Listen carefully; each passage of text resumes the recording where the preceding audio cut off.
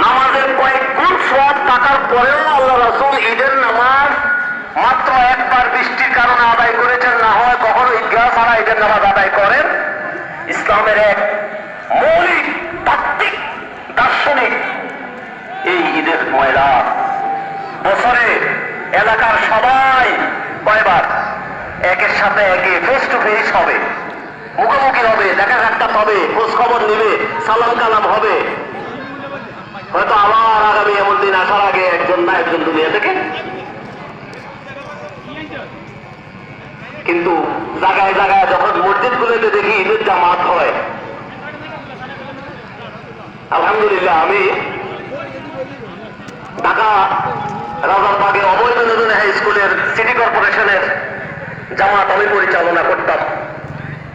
আপনাদের এখানে আসার আগে আমি কখনো মসজিদে ঈদের নামাজ পড়িত হয় নাই আমাকে, আলহামদুলিল্লাহ। ঈদের নামাজের ঈদগাহের মধ্যেই আল্লাহ তাআলা দিয়েছেন, ইসলামের এক সৌন্দর্য দিয়েছেন, যেটা মসজিদে গেলে পাওয়া। যারা আছে ক্ষুদ্র স্বার্থের জন্য, যারা ঈদগাহকে জবাই করে দিয়ে যারা মসজিদে ঈদের নামাজ আদায় করছেন, ফুকাহায়ে কেরাম, আমাদের তাফসীরে দেখেছি ফুকাহায়ে কেরাম অনেকে এই ব্যাপারে ইখতিলাফ করেছেন যে তাদের নামাজ আদৌ কবুল হবে কি না স্বাভাবিক অবস্থায়। তাহলে সেদিক দিয়ে আমরা তো ভাগ্যবান, কি বলেন? আলহামদুলিল্লাহ বলবেন না? ঈদগাহকে আরো সুন্দর করে, আরো আধুনিকায়ন করে, আরো করে দিয়ে তারা যেন এখানে সেজদা দিয়ে আল্লাহ হাবিবের প্রতিষ্ঠিত সুন্নাহকে তারা কেমন পর্যন্ত জারি রাখতে পারে, সবাই বলে না হবে। মেহরবানি করে প্রত্যেকে একটু কাতারের দিকে তাকান, যারা একটু কাতারের বাহিরে রয়েছেন বা একটু এলোমেলো আছেন, নিজ দায়িত্বে একটু কাতার গুলাকে সোজা করে দেন।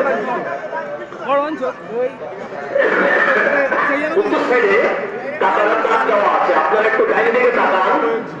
যারা উত্তর সাইডে আছেন ডান দিকে তাকালে আপনারা কাতার নজরে পড়বে এবং তাদের অনুসরণ করে যারা বাম দিকে আছেন তারা কাতারটাকে সোজা করে দেন।